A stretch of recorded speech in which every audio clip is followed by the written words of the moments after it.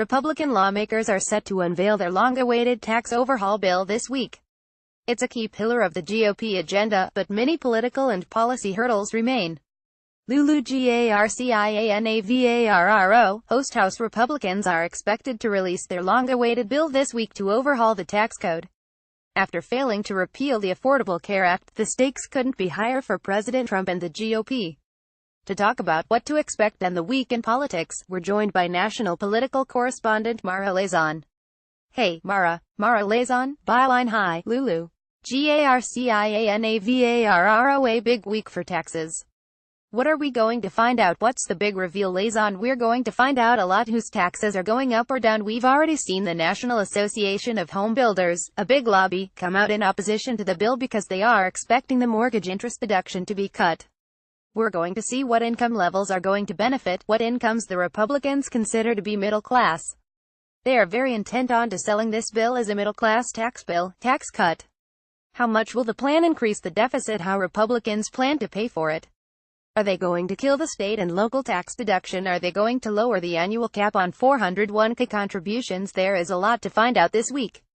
GARCIANAVARRO, yeah, indeed. A lot there that's going to impact all of us.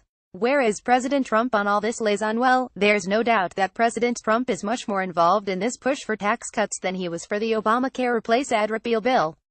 It's a much more professional rollout. The president has been making speeches. He's been traveling the country.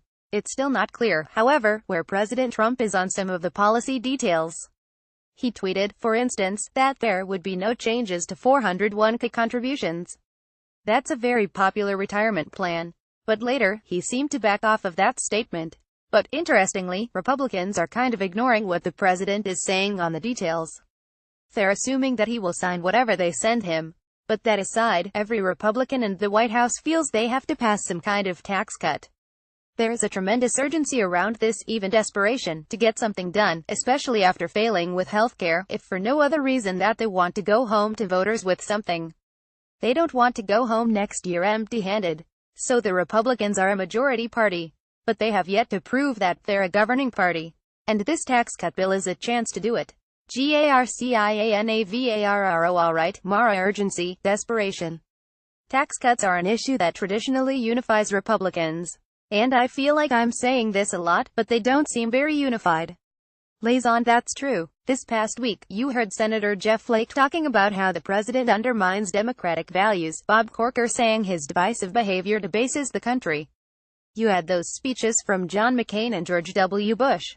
But the bottom line is that the only people who seem to be willing to speak publicly to criticize the president are people who aren't running for re-election. And any Republican who wants to run in a Republican primary where Trump supporters make up the vast majority of the base are not willing to speak out against the president.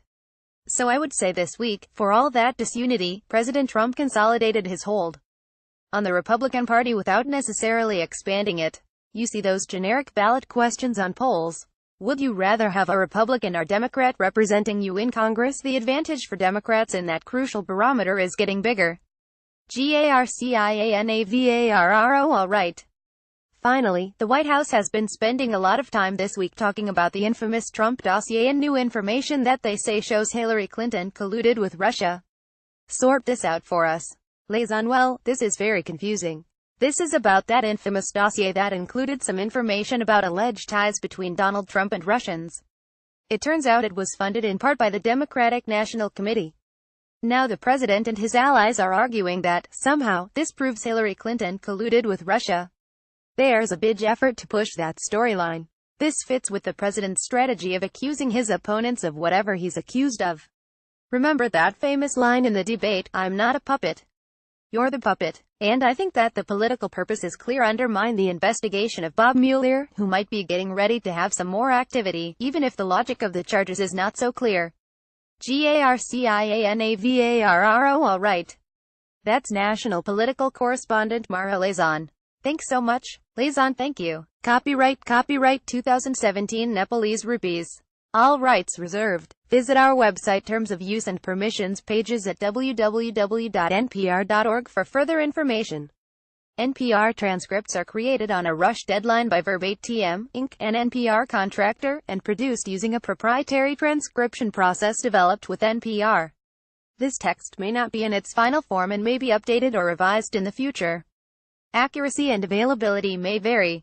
The authoritative record of NPR's programming is the audio record.